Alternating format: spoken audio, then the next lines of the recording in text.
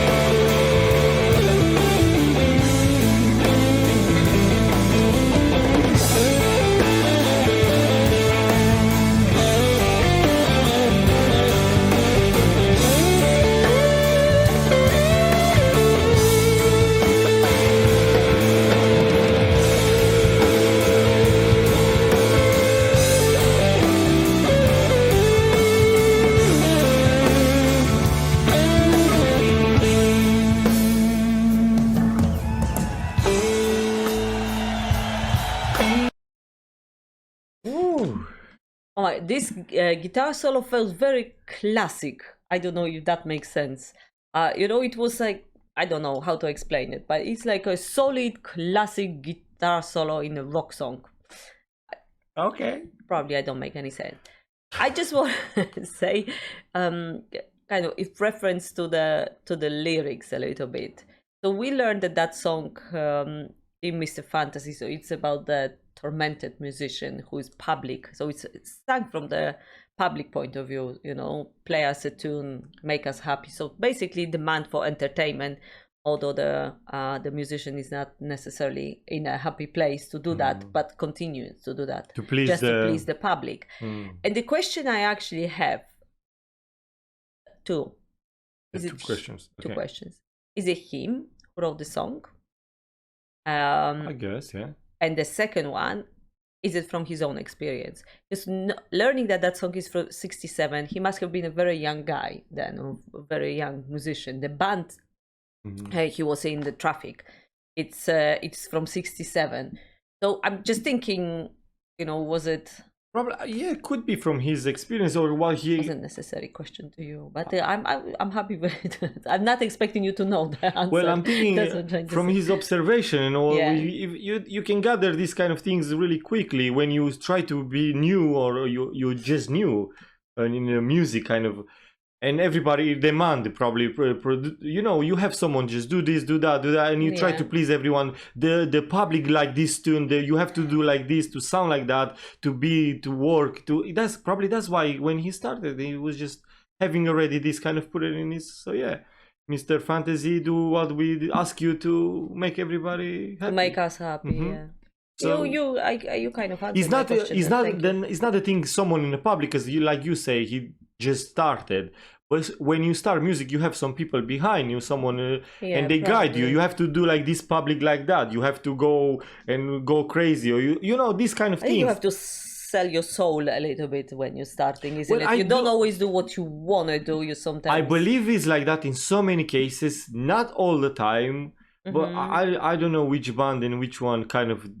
In a way, so I guess a lot of probably artists doing this kind of thing, and they are not make them happy just to put a step somewhere. I think even now you hear that there is a. Oh yeah, but now after they've been released from the contract with the record company, so when they you have to be independent artist to do what you like to do. In so many cases, when you're independent, you do that music for your heart, for the soul, and people really connect them. But you're not that popular. That's the thing with it. But when you have someone in the back to tell you the record label, all of that, tell you what to do, and they're gonna push you all out with their message and what they want to spread, and that's the thing, I think, in a way, because you advocate for them. You're gonna say in a song what they want, they sometimes to make money. Yeah, sometimes they sell things and put you to say about things and like that. But yeah, I don't know. It's not this the case, but I think kind of like that started. I do like it so much. It feels so rocky. You ride with the guitar. Classic, right? I remember the Valerie feels so 80s, so I don't know, disco kind of like that. But this have a different vibe, and his skills with that solo guitar is crazy. And I do like the back singers. You have to give them a credit. They adding to it with their part, and the whole kind of experience. It gives me like I'm watching something and I'm listening something very solid and good, right, and very classic. That's true. Ready for some more? Boom. What that mean? Yes, I'm trying to be hip with youngsters these days. Oh my God, I'm failing so much. I don't even know what you're talking about. I know, neither do I. You hear something somewhere. Sometimes my son says something and then, I try to repeat it, but then I don't use it. Okay, shut up. Press play. Better.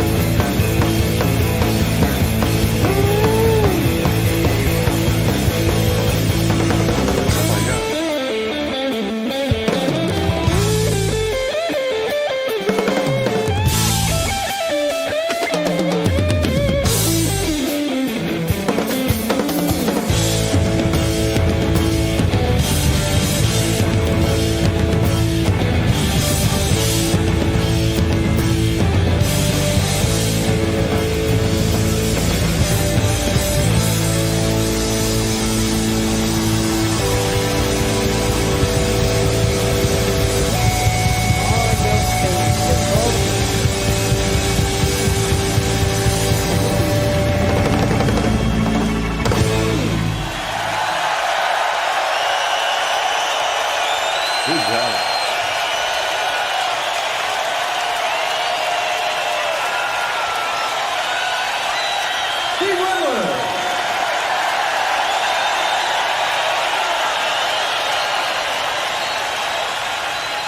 Was that Eric Clapton who came on the stage? Sorry? Was that Eric Clapton who came on the stage? I missed it. Or this one? I might be completely wrong. Please, it could be. I don't know. Please ignore me. All right. One thing you don't really see that the quality is not. One thing I want to say. What? You're so nice. Well, I try to save you in case you're not right. But I cannot confirm because I don't really see properly as well. One thing I want to say, we talk about his guitar even before to do the. It's insane. But it's not only his guitar, the whole drums, instrumentation, everything was like spot on. I don't know. I said that you feel like you were watching and listening something so good. And to be great, it's great to be part of it. That's for sure. But I was watching all of them. I do like the energy between them. I looked at I do like the harmony. It was absolutely amazing. I did like that song so much. The Mr. Fantasy. Well, you've been talking. I'll fight here with the fly. Oh, I see it's on the other screen now. One thing I want to say, going back a bit to our discussion about the Mr. Fantasy and the artist, and you know, so many times I look at some bands or some artists, and I never kind of, even we know these things happen in a way because there are so many cases, or you never even think about, because you just look at them. Oh my God, they sound so good. I like him so much, and so popular, they made it. So loved. Yeah, it's they're living the dream in a way. Yeah. That's what I'm thinking. Oh my God, they done exactly what they. But you never kind of think, what about is in that person's heart sometimes? I mean, what about, you know, I mean, if he's truly content all the way to, you know, or from the beginning to, or he's gonna reach a point where is it, or he have a bad moment when he's doing these kind of things to please. And it's really interesting even think about it, because you're right. You know. Yeah, very often we forget that it's such a hard job at this kind of a being to be stand relevant to do the things you want to do in a way you feel. And it also, you know, you cannot, I think it's important to remember, you cannot please everybody, you know. There's always going to be people who's going to criticize you, criticize what you're doing, criticize you as a person, and you also allow yourself to make mistakes. Even if you're on top, you still, you know, you're still like just like me and you're a human being, you know. End of the day, you still have feelings, you still have, you know, bad days. You cannot be on a top form all the time, because it's impossible, you know, going like a machine. And I think you know, knowing when to step back, and it comes to mind Mark Knopfler a little bit, you know, when he kind of at the peak of the popularity with Dire Straits, he felt it's not enough for me, it's too much, and I know that from a lot of you who told us that. And I have such a huge respect for him, you know. He went, and you can see that the Dire Straits, I'm not saying it's better, but I do love, I said that before, I do love, I think, Dire Straits so much, especially the early Dire Straits. I appreciate Mark as well, but you can see even now, we were talking about it, you know, that Mark is doing what he loves. It's not necessarily as popular as he was with the Dire Straits. And I'm talking about the making money, being played, you know, everywhere, being on top of the charts. But he didn't want to be the Mr. Fantasy in a way. Yeah, the music he's making, it's outstanding, you know, the guitar playing, the lyrics. So everything he's doing solo, I think, is at the top, but not necessarily is recognized like it was with the Dire Straits. For that, you have to really, you know, respect him. And I think he's a much happier person now. And I'm not saying everybody should do that. I'm just saying that well, sometimes if you feel that's what, you know, that is too much, you don't want to, for the rest of your life, just to, you know, being an artist who's pleasing everybody, allow yourself to take a step back, I think. I don't know, I'm talking like I know. So I hope we don't go too deep a bit with this kind of thing. But I want to say in that aspect, you cannot not please everybody. You know, I'm talking one artist. I'll give an example. I'm not giving a name, but just say a band or something. some people like when they started, when they're young. Yeah. And they don't like probably later on they go in that direction, they take the band. Oh, you know, something changed, they change a bit. And that band probably didn't change because that's how they feel in a way. They feel they go better. But they all have people who, oh, I like the new one, I don't like the old one. But that's in a way just personal thing. And people sometimes really hit with the negativity too much in sometimes in artists. And I think it's really... And that's the case sometimes artists really kind of probably feel that kind of... And you feel burned out, you know, because like you say, you're trying so hard and you feel that there is no, you know, never ending. And I think these days this issue with the artist, probably it's not related to the song, but we went that way. This, you know, the critics, and I'm not talking about the critics because there's always been a musical critic. I'm talking about the haters, the people, and in the times of internet, in the times of free press and all that, you know, where with the news, chasing the news, and I'm talking about the fake news sometimes, and all of this, it have such a big impact on the musicians or the artists these days, I think, more than probably before. Before you were reading about yourself probably in some colorful rock magazine or something like that. And I don't think there was any scandal. I'm not saying there wasn't a scandal, but I don't think it was to that effect like it is these days. And yeah, you cannot do nothing. Someone's going to take the phone and film you and look what you're doing. Yeah, well, either way, it's not about we were that. So sorry, but the song took us. I just want to go back to Steve Winwood, who is absolutely amazing. I did enjoy, I'll be absolutely honest, James, I did enjoy this one more than Valerie we've done. 100%. I like 80s. Yeah, you 80s. This is... you Rocky. Yeah, I'm Rocky. Very rookie. Rookie mistake. Please end the video for crying out loud. All right. Hope you enjoy our reaction and see you again next time. Have a lovely day and all the best. Take care. Bye-bye. Bye for now.